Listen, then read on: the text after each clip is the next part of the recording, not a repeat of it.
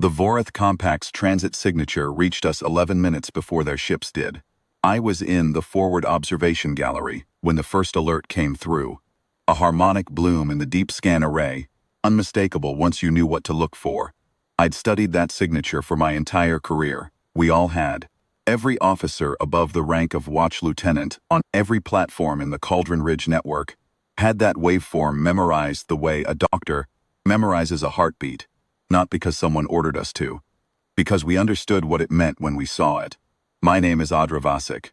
I hold the rank of Watch Commander, and I have been stationed aboard Orbital Defense Station Cauldron Ridge for 11 years. The station sits at the outer edge of Earth's primary defense envelope, approximately 1.4 million kilometers sunward of the L1 Lagrange point, and it is the first thing any inbound vessel encounters when it crosses the threshold of what we now call the sovereign boundary. It is not the most powerful installation in the grid. That distinction belongs to the Meridian forts on the far side of the moon, perhaps to the deep gun platforms in the asteroid belt, depending on how you measure power. But Cauldron Ridge is the outermost. It is the face Earth turns toward the dark. I had been at this post for 11 years when the Vorath came back. I had expected them my entire life. That is not a figure of speech. It is a precise institutional fact. The Meridian vaults, the deep archives humanity established in the early centuries of the Remembrance era, when the first scholars decoded the Culling-era inscriptions and understood, for the first time, what had been done to us, contained 28,000 years of continuous record.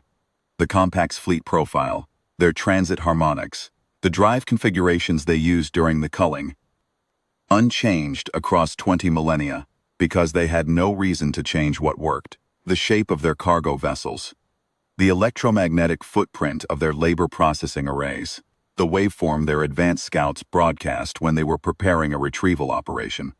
All of it preserved, studied, taught, passed down through institutions that had been founded for no other purpose than to ensure that when this moment came, we would be standing in it correctly. I knew that harmonic the way I knew my own name. Positive identification, said Senior Analyst Dreva from the scan suite, her voice carefully flat. She had been trained the same way I had. Transit bloom consistent with compact deep drive configuration, variant 7C. Estimated fleet size based on harmonic amplitude, between 40 and 60 vessels. Range at emergence, approximately 1.6 million kilometers and closing. Time to sovereign boundary, I asked. At standard approach velocity, approximately 9 minutes. I keyed the station-wide alert. Not the emergency klaxon, the measured, two-tone signal that meant stand to. Stations. Something is happening that we have prepared for. There is a difference between those two sounds. Every person on this station knew it. The emergency klaxon meant a threat we hadn't anticipated. Two-tone meant a threat we had spent generations anticipating. The two-tone is the calmer sound. It has weight to it, but not panic, it says. This is what we built the station for. I watched the crew move to their stations with the quiet efficiency of people who have drilled the same sequence hundreds of times. At Cauldron Ridge, we run the transit arrival roll drill twice a month, every month, for the full duration of a crew rotation. 11 years of rotations. By the time the compact ships crossed our scan threshold, crew could have executed their arrival protocols in their sleep. Some of them, I suspected, had dreamed them. The way soldiers dream about the action they've trained for so long that the training becomes indistinguishable from memory. I moved from the gallery to the command platform and took my seat. The holographic display resolved itself into the familiar tactical layout, Cauldron Ridge at center, the inner defense grid arrayed behind us like the teeth of an open mouth, the outer picket stations flanking us at their prescribed intervals, and ahead, resolving now on the deep scan, the first returns of the approaching fleet. They were big ships. I had known they would be. The Compact's retrieval armadas were not built for stealth or precision. They were built for scale. Massive, blunt-nosed cargo and processing vessels, capable of holding tens of thousands of what the Compact's records referred to as harvest units. The Culling-era inscriptions, when the scholars first translated them, had used that phrase without apparent irony. Harvest units. That was what we had been 28,000 years ago when the Compact had last visited this system and found us. Young, numerous, complicated, and entirely unable to resist them. They had taken what they wanted. They had left when the catastrophe came. The volcanic winter, the atmospheric collapse, the centuries of cold that the Compact's own records described as a natural asset termination event, meaning they had written us off as dead. They had not come back to check. They had simply moved on, as a farmer moves on from a field that has flooded and logged the Sol system as a closed account. 28,000 years. I watched their returns sharpen on my display and felt something I can only describe as a settled calm, not triumph, not anger, something older and quieter than either. The feeling of a very long wait coming, finally, to its conclusion. The way a knot releases, slowly, tension has been held for so long that the moment of release has its own particular texture. Open a hailing channel, I said. Standard greeting protocol, compact frequency set, loaded from the Vault archive. Let's make sure they can hear us clearly. The communications officer, a young lieutenant named Corin, looked up from his console. He was 26 years old and had been on the station for 14 months. This was his first arrival. I had been careful, over the years, to select crew with a range of experience levels. Some veterans who had studied the protocols for a decade, some newer officers for whom this would be formative. That balance mattered. You want people on a station like this who have prepared for a long time, and you also want people who will feel the full weight of what they are part of, so that the weight doesn't get lost in routine. Channel open, Corin said. His voice was steady. Good. I leaned forward slightly in my seat. Vorith Compact Retrieval Armada, I said, speaking into the pickup at a measured pace. This is Watch Commander Adra Vasic of Orbital Defense Station Cauldron Ridge, operating under the authority of the Earth Sovereign Council. You have entered the sovereign boundary of the Sol system. Please confirm your fleet designation, your stated purpose, and your leading officer. You are on an open and recorded channel. Then I waited. The signal delay at that range was approximately 11 seconds each way. I had that arithmetic already done, 2 seconds before a response could arrive, minimum. I used those 22 seconds the way I use most time on this station. Watching, noting, holding what I know and what I don't know in their proper proportions. I watched the fleet returns on my display. 43 vessels confirmed, probable additional signatures in the harmonic scatter that might resolve into another 6 or 8 as they drew closer. Largest ships were running in formation. The standard compact retrieval spread, point lead cargo hauler flanked by 2 processor tenders, with the smaller escort craft arrayed in a loose perimeter. Recognized configuration from the Vault archives. The scholars had reconstructed it from inscription data and from the residue patterns found at what used to be the equatorial harvest zones before the catastrophe buried them under 3,000 years of sediment. The same formation, 28,000 years, and the same formation. They had not needed to change. Nothing had ever told them they needed to change. Thought about that, looking at those returns.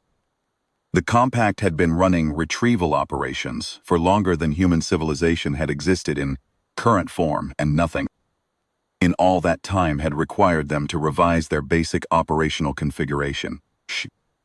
The formation that had worked here 28,000 years ago was still the formation they trusted. That trust was about to be a problem for them. The response came at 24 seconds, slightly over the minimum, which meant they had taken a moment to deliberate before responding.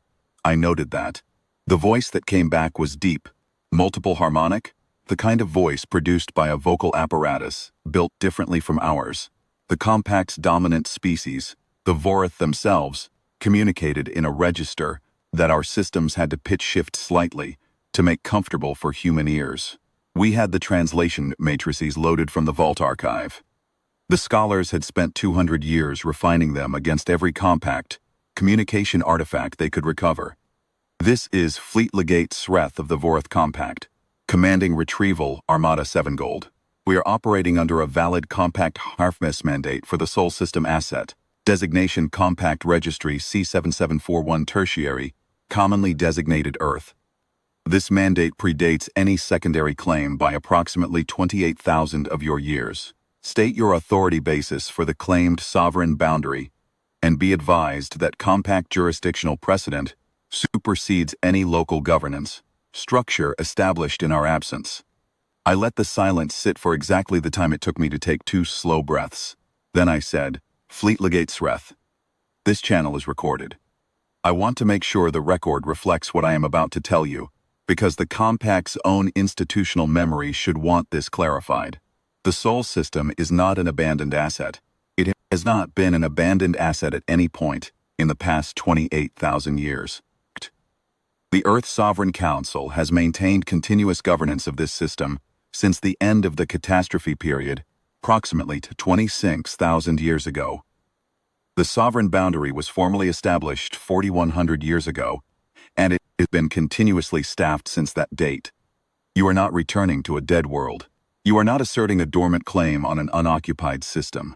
You are entering sovereign space that has been occupied, governed, and defended for longer than most currently active galactic polities have existed.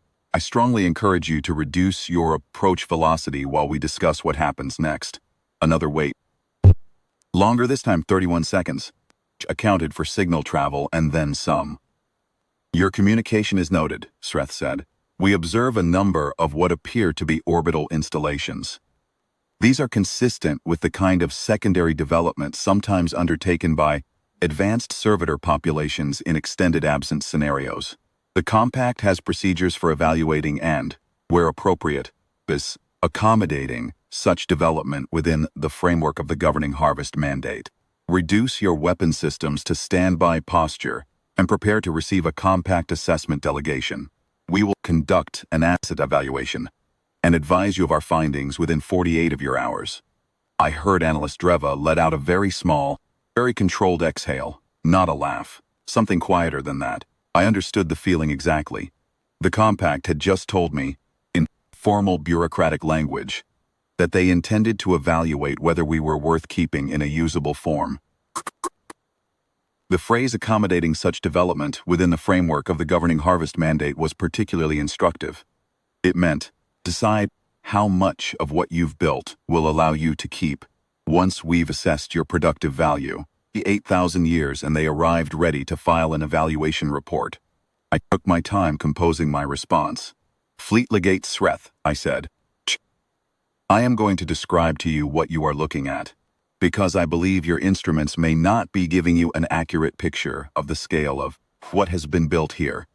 Cauldron Ridge, the station from which I am speaking to you, is one of 47 primary orbital defense installations in the outer defense envelope of the Sol system. Behind me, in the inner envelope, there are an additional 214 mid-orbit platforms, 19 deep gun installations in the asteroid belt, 3 meridian forts positioned at lunar orbit. The combined fire output of this grid, if brought to full active engagement, exceeds anything in the publicly available compact force projection tables by a factor of between 11 and 14, depending on which edition of those tables you are working from. I note that the most recent compact fleet doctrine updates in our archive are approximately 300 years old, so I am working from somewhat dated figures. If you have updated figures, I am willing to revise that estimate upward. I paused to let the numbers land before I continued. Fleet consists of 43 confirmed vessels. The Cauldron Ridge station alone carries sufficient armament to engage that fleet in a sustained exchange. I want to be clear that I am not saying this as a threat. I am saying it because I need you to have an accurate operational picture before you make any further decisions. You asked me to stand down my weapons. I am declining that request. I am instead inviting you to hold your current position, your current approach velocity, and continue this conversation. Nothing about your current trajectory or posture requires an engagement response from this station.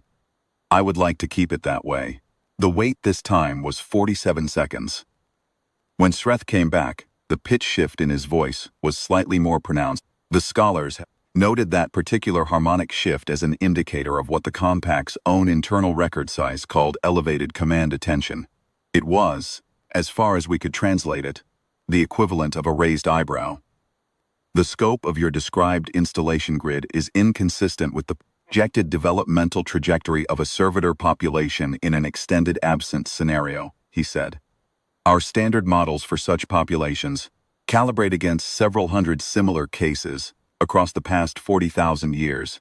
Project a maximum technological development ceiling significantly below what you are describing.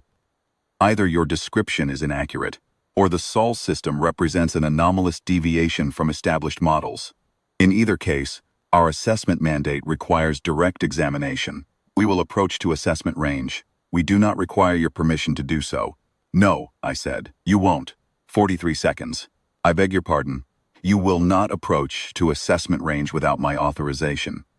I want to be precise about this, Fleet Legate, because I think there may be a conceptual gap we need to address. Your developmental models are calibrated against other populations. Populations that did not know you were coming. Populations that had no record of what you had done to them.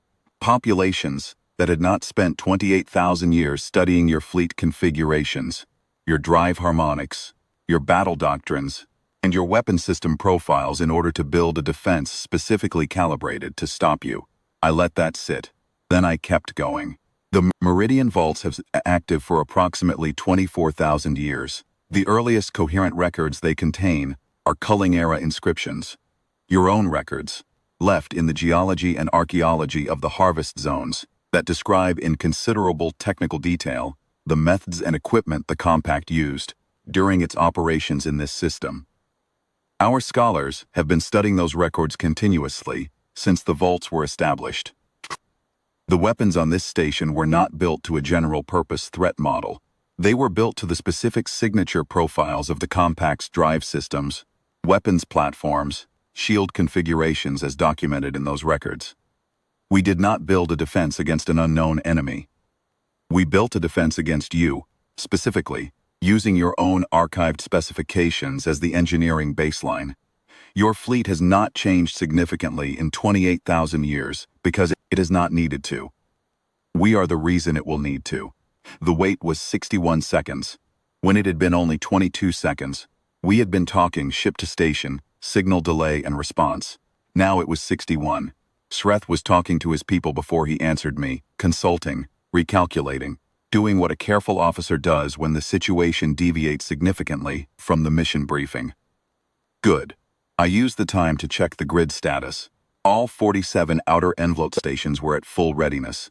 The inner platforms had elevated to standby. The Meridian forts were online. In the belt, the deep gun installations had been tracking since the first transit bloom. They were too far out for this conversation to reach in any practical sense. But their fire solutions would have been computing since the harmonic first hit our outer sensors. I had a complete operational picture. It looked exactly like 200 years of infrastructure investment was supposed to look. The thing I keep coming back to, thinking about those 61 seconds, is how different this must have been from every other retrieval operation. Sreth had commanded. I don't know how many he had led over his career. The compact runs these operations the way a government runs tax collection, routinely, a schedule, without expecting resistance. You arrive, you assess, you process, you depart. The scale changes, the efficiency numbers change. The basic shape of the operation doesn't change, because nothing has ever required it to, until now. When Sreth spoke again, something in his voice had shifted. Not to deference, not yet, but to a different quality of attention. The same quality, I imagined, that a man gives to a structure when he has just realized it is taller than he thought. When the landmarks he used to navigate by are not where he expected them. You claim a continuous institutional record spanning 28,000 years, he said. That is an extraordinary claim. It is an accurate claim, I said. I can transmit documentation if you would like to begin reviewing it.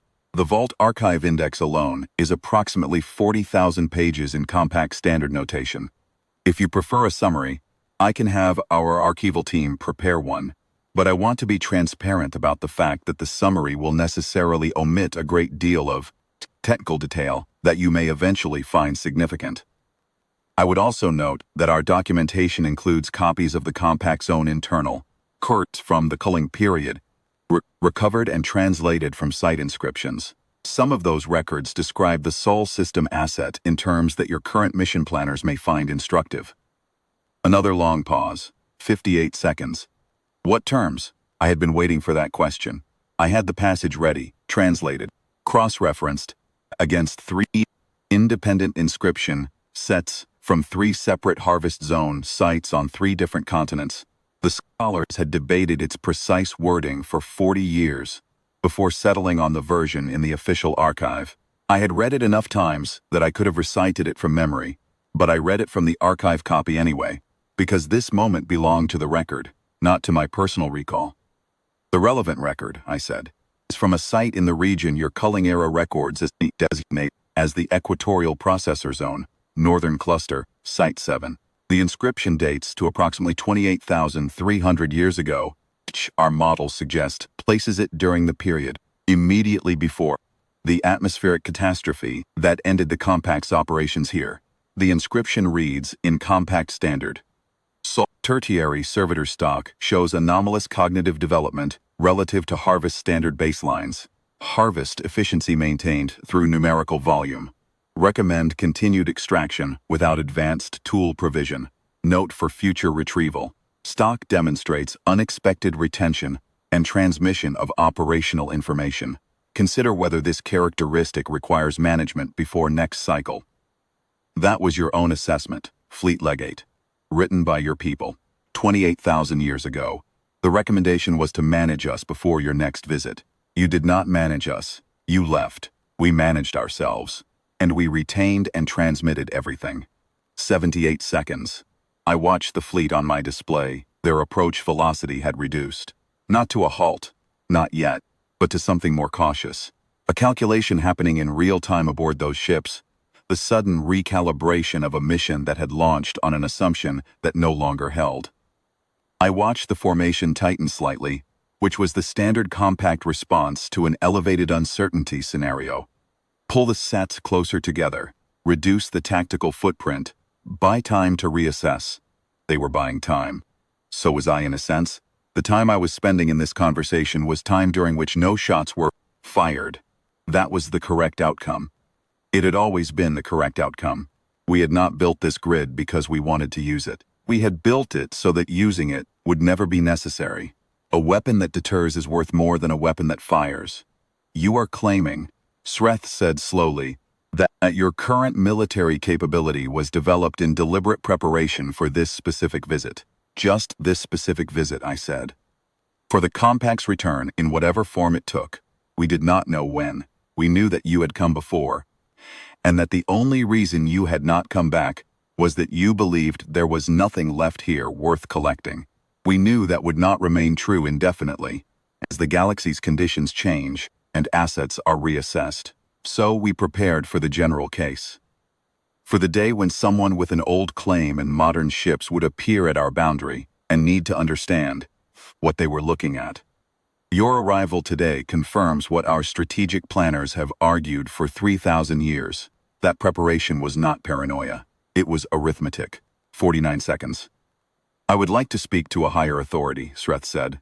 Whoever commands this system's governance structure. A full diplomatic delegation at neutral coordinates. Formal protocol. I am the authority for this contact, I said. The Earth Sovereign Council has delegated me full authority to conduct this engagement, including the authority to transmit the formal Notice of Non-Asset Status to your fleet. That document has been prepared and is ready for transmission at my discretion. I have not yet transmitted it because I believe you deserve the opportunity to understand its contents before it enters the formal compact record.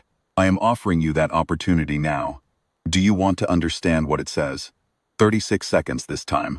Shorter, which meant Sreth was answering more quickly, which meant the dynamic between us was shifting towards something more like a genuine and set like a bureaucratic procedure imposed from one side. Yes, he said. The Notice of Non-Asset Status is a document in compact administrative law, I said. Your scholars established the framework for it approximately 16,000 years ago in the context of the Provisional Asset Classification revisions. It applies when a population or resource previously registered under a compact harvest mandate has developed in the intervening period to a status that renders the harvest mandate legally inapplicable. Specifically, it applies when a registered asset demonstrates sovereign governance, contiguous territorial administration, independent weapons development, and the capacity for sustained resistance against compact retrieval operations. The threshold for each of these criteria is defined in Compact Administrative Code, Volume 7, Sections 41 through 49. We meet all four. We have documentation supporting each determination. We have had that documentation prepared and reviewed for 400 years, waiting for the moment to use it. I could hear my own voice in the recording afterward, and what strikes me about it now is how ordinary it sounds. Not triumphant, not cold. Just the voice of someone who has prepared a presentation for a long time and is finally delivering it. On transmission of the notice, I continued. The harvest mandate for sole tertiary becomes inactive under compact law, and the system's sovereign status is recognized under the same legal framework that governs every other independent polity in compact treaty space. This does not require your agreement. The criteria are objective. Your legal counsel can review the documentation and reach their own conclusions. The documentation is thorough, and I am confident in what it shows. A very long pause, 93 seconds. I used the time to check in with the section leads. Engineering, full readiness. Weapons, full readiness. Medical, prepared. The station's atmosphere was calm. That particular calm that comes not from the absence of tension, but from the presence of complete preparation. Crew had trained for this. They had prepared for this. The moment had arrived and they were inside it, steady, doing their jobs. 18 months on the station for Lieutenant Corin, and he had not looked up from his console unnecessarily once in the last 2 hours. That is what good training produces. I also used those seconds to think about something that does not appear in the mission briefings or the tactical manuals, but that I had come to understand over 11 years of standing watch at the outermost edge of what we had built. The difference between being strong and knowing you are strong. Both matter. They are not the same thing. There are civilizations in this galaxy that are powerful but do not know the precise dimensions of their power. Their strength is real but not inventoried. They have never had to set it down on paper and examine it against a specific adversary's capabilities and say, here is what we can do, here is what they can do, here is the gap between those two things. When a threat arrives, they respond. They may respond effectively, but they respond from uncertainty as well as from strength, and uncertainty has its own costs in those moments. We had done the accounting. We had done it for centuries. Every installation in this grid had a specific threat model target, drawn from the Vault archive, updated against whatever current intelligence our observers could gather, reviewed every 5 years by a joint committee of the Defense Council and the Vault scholars. Every weapon on this station had been calibrated against the Compact's archived shield frequencies. Every crew member had been trained to operate against specific Compact fleet configurations, not against a generalized alien adversary. We knew, to within a margin that our engineers called comfortable, exactly what we could do to the fleet outside our boundary. That knowledge, that precise, documented, continuously maintained knowledge, was itself a form of readiness that most civilizations never achieve.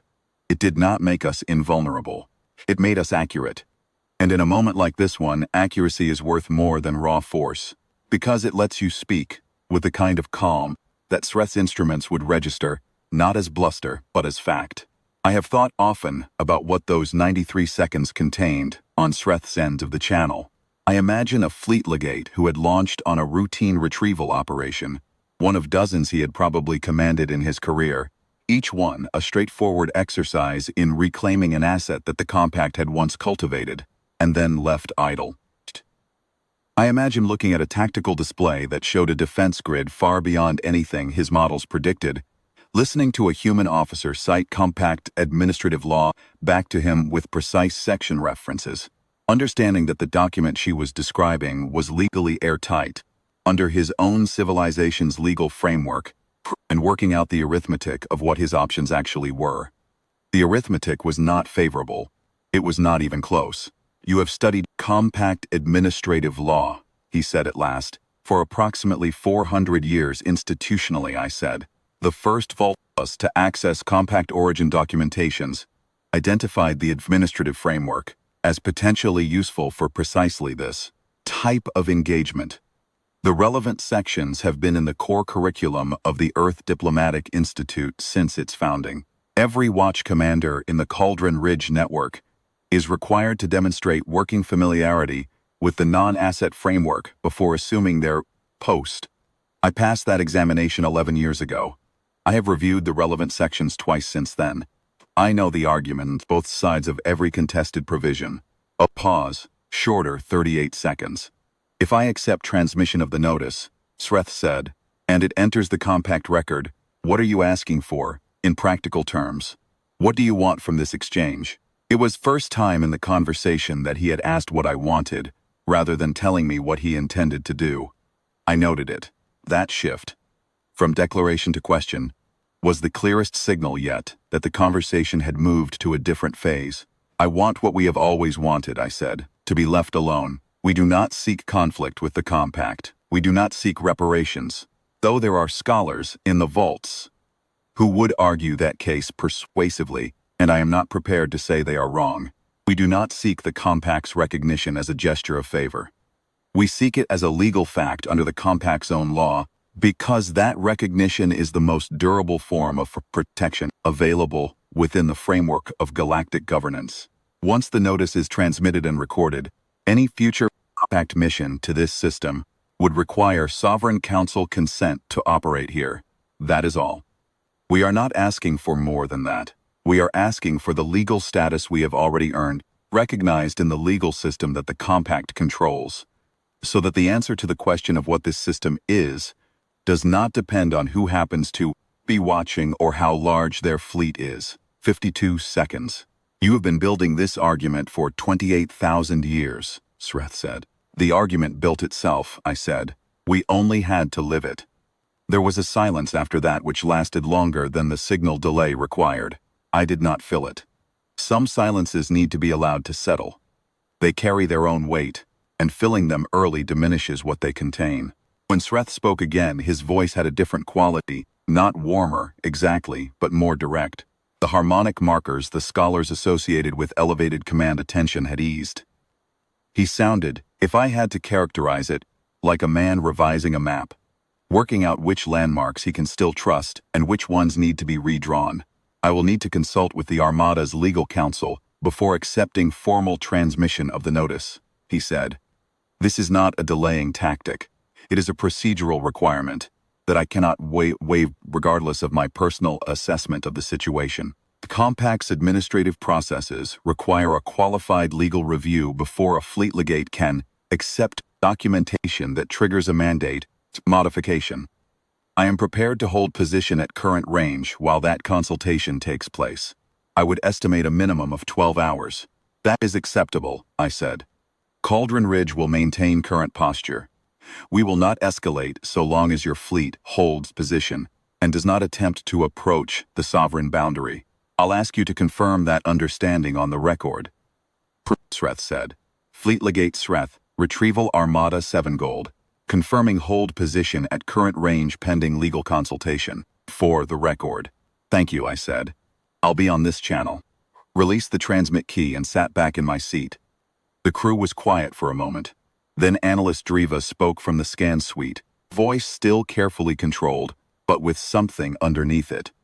Something that had been compressed for a long time, and was now, very cautiously beginning to release. Legal consultation, she said. That's a thing. It is, I said. 28,000 years, said Lieutenant Corrin, from communications. He was young, and this had been his first arrival. And he said it the way people say things they have understood intellectually for years, but are only now feeling the full weight of. The words landed differently once they were attached to something real. 28,000 years, and they're holding for legal consultation. Yes, I said. I want to describe what the next 12 hours were like.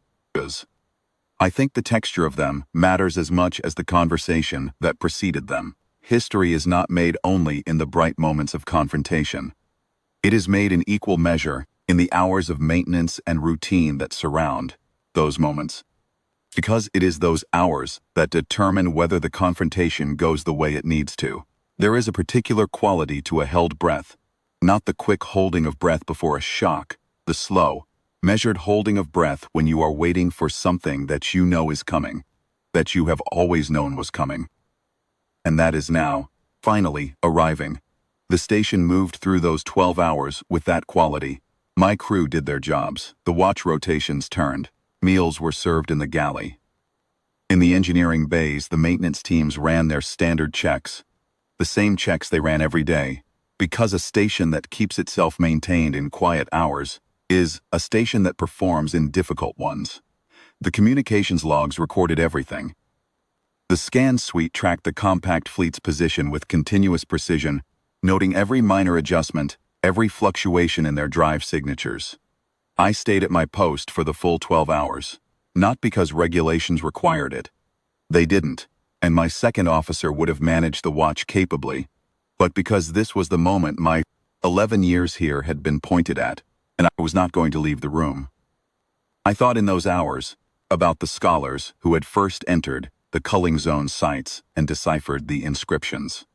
I tried to put myself in their position, standing in the ruins of an equatorial processing installation, the ground still carrying the radiation signatures of equipment that had operated there for centuries before the catastrophe buried it, reading in a language they had spent decades, learning to translate the clinical records of what had been done to their ancestors, the harvest efficiency tables, the population yield projections, the notation that emotional distress in the servitor stock was a manageable variable with acceptable impact on processing throughput.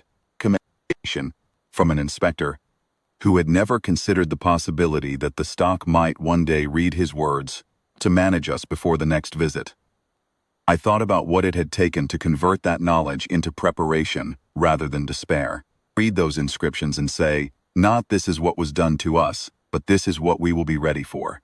To found institutions, to build archives, to write curricula, to train officers, to establish legal frameworks in someone else's law and teach them to every generation of diplomats for 400 years, on the premise that someday those frameworks would be needed, and when they were needed, the person who needed them would know exactly where to find them.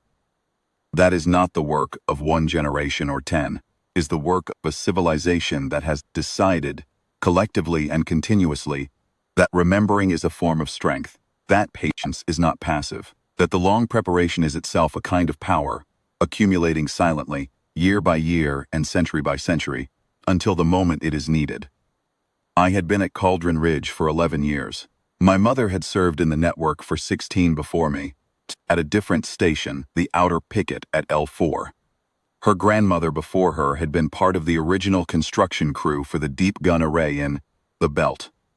She used to tell the story of the dedication ceremony, how the base commander had said, "We are building this for our grandchildren's grandchildren," and none of them had fully understood, at the time, what that meant.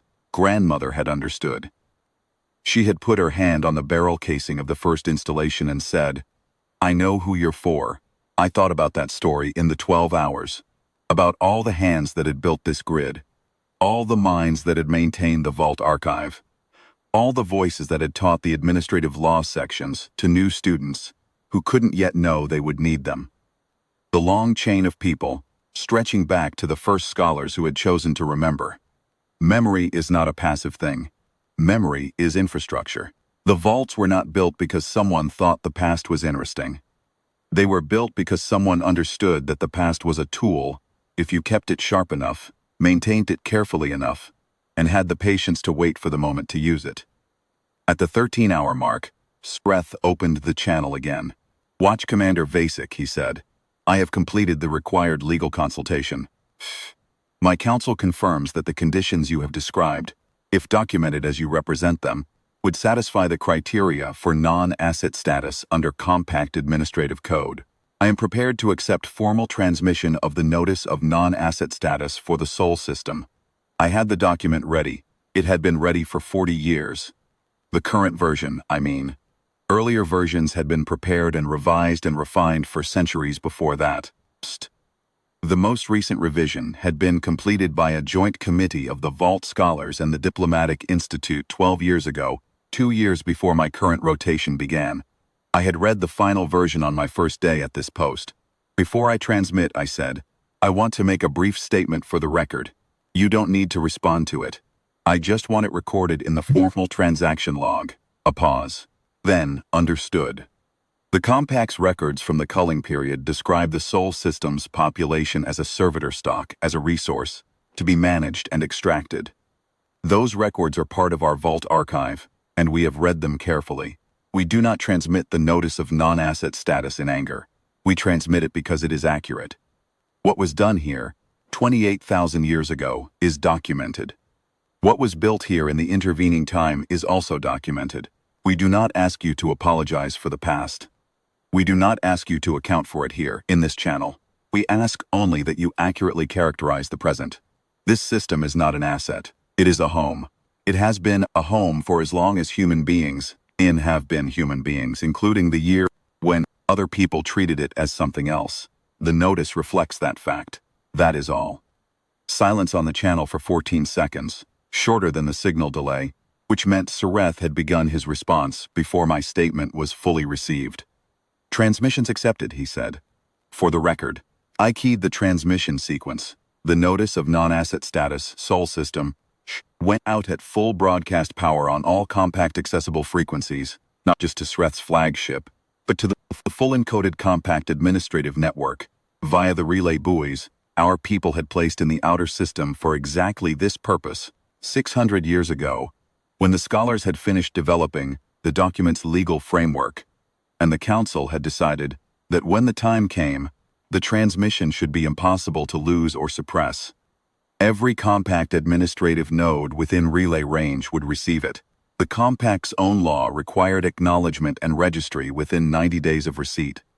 Once registered, the Sol system's non-asset status would be part of the compact's permanent legal record, as binding on future fleets as any treaty or administrative ruling in their history. We had used their law, which they had never expected us to study, against the mandate they had carried for 28,000 years. We had not fired a shot. We had not needed to, though we had been entirely prepared to. In the 2 hours that followed transmission, while the signal propagated through the relay network, I walked through the station. Not an inspection, not formally. I just walked. Through the engineering bays, where the teams were running the same post-alert checks they always ran, not because anything had gone wrong, but because the discipline of checking after a high-readiness event is what keeps small problems from becoming ones later. Through the communications room, where 3 analysts were already compiling the channel transcript and cross-referencing it with the legal archive to ensure every claim I had made was documented correctly in the permanent record. Through the scan suite, where analyst Driva was watching the compact fleet's holding position, with the focused attention of someone who had not yet permitted herself to relax. Because in her profession you do not relax until the contact has fully resolved. I stopped at the observation gallery and looked out at the dark where the fleet was.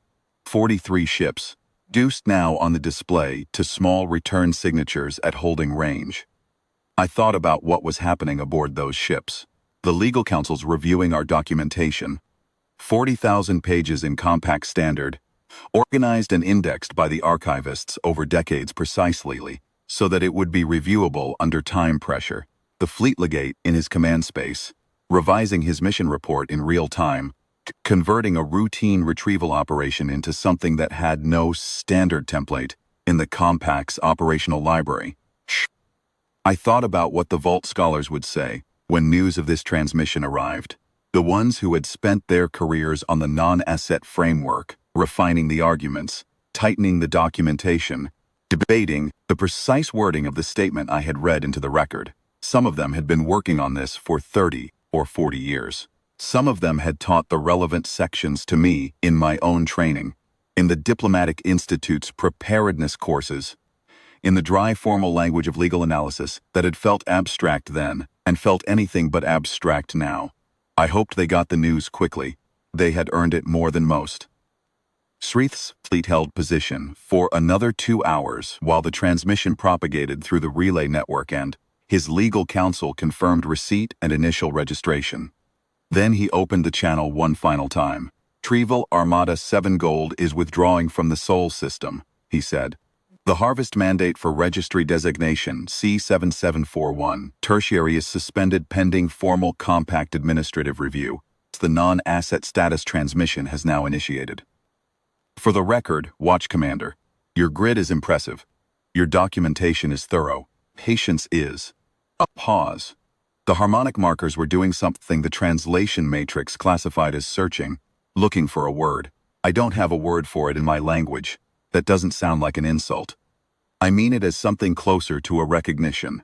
Thank you, Fleet Legate, I said. One question, he said. Off the record if you're willing. Go ahead. How long have you been waiting for this specific conversation? I thought about that. About my 11 years on this station. About my mother's service. And her brother's hand on the bare casing of the first belt installation. And the scholars. In the first vault, working by whatever light they had on inscriptions that described their ancestors as harvest units, choosing to write it all down rather than let it dissolve into grief or myth. Personally, I said 11 years. Institutionally, 26,000. Depending on which moment you count as the beginning, the founding of the first vault, or the day the first scholar looked at a culling inscription and understood what it said. The answer is somewhere between those two numbers. A long pause, much longer than signal delay. I see, Sreth said, then safe watch, Commander. Safe transit, Fleet Legate. The channel closed. I sat in the command seat for a while. After the fleet returns began moving away from the sovereign boundary on my display, crew was quiet. Not the quiet, shock, but the quiet of people who have done a hard thing correctly and are letting the weight of it settle before they begin the ordinary business of returning to routine. There is a dignity in that kind of quiet. It doesn't announce itself. Lieutenant Corrin broke it first. Should I draft the fleet departure report, Commander? Yes, I said. Standard format. Attach the full channel transcript and the notice transmission log. Mark it for relay to the Sovereign Council and the Vault Archives. Yes, Commander. I stood up from the command seat and stretched. A false, human motion, the kind that happens after you have been still for a long time. Through the forward observation gallery, the dark held nothing now where the fleet returns had been. Just stars. The same stars that had been there before they arrived. That would be there long after today was a vault record entry. I didn't walk over to look. I had work to do. The maintenance logs needed reviewing. The scan suite had flagged a minor calibration drift in the outer array, the kind of routine issue that accumulates during extended high readiness operations. My second officer had a watch rotation report waiting for my signature. The galley had been holding a meal for 6 hours, because whoever was on galley that shift had understood, without being told, that the watch commander was not going to leave her post until the conversation was finished. An occupied station, a governed system, a people who had remembered, and prepared, and waited, and were now returning to the ordinary work of keeping what they had built. I have set all of this down here for the Vault Archive, because the archive requires a first-person account from the commanding officer of any formal engagement with an external polity. I have tried to tell it accurately. I have tried not to make it into something larger than it was, which was, in the end, a conversation between two people who each understood their situation clearly and acted accordingly. The compact had come back expecting to find a dead crop. They found a nation with 28,000 years of institutional memory, a defense grid built to their own specifications, and a legal brief written in their own law that had been waiting 40 years for someone to deliver to the right person on the right channel. We had not built this grid to fight them. We had built it so they would understand, immediately and completely, that fighting was not a productive option. The distinction matters. A civilization that builds weapons in order to use them is a civilization pointed toward conflict. A civilization that builds weapons in order to render conflict unnecessary is a civilization pointed toward the long peace. We built for the long peace. We built for the conversation I had today. Every installation, every archived document, every generation of officers trained on the compact's own administrative law, all of it was aimed at producing not a war, but a withdrawal. A legal fact. A closed account, opened again and closed for good. We had spent every one of those years making sure that when they came back, the moment would go exactly as it did. There is one more thing I want to set down, and it is not tactical or legal. It is personal.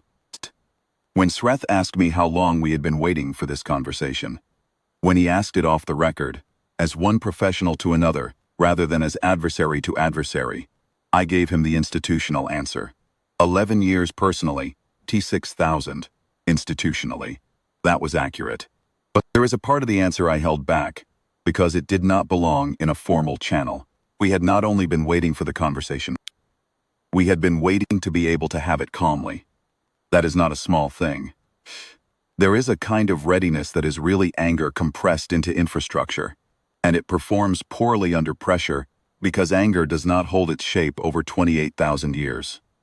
What we had built was something else, patient, precise, without rage. The scholars who built the vaults could have built monuments to grief. They built archives instead. The engineers who designed this grid could have designed it for punishment. They designed it for deterrence instead. The diplomats who wrote the non-asset framework could have written it as an accusation. They wrote it as a legal document instead. That discipline, the discipline of channeling everything that was true and right, and justified about our position into something that would hold up, under examination rather than under emotion, that is the thing I am most proud of. Not the grid, not the document. The discipline it took to build them the way we built them. I believe it did. Watch Commander Adravasic Orbital Defense Station, Cauldron Ridge Station log entry. Day of compact contact filed for Meridian Vault Archive. General Record, Sovereign Era.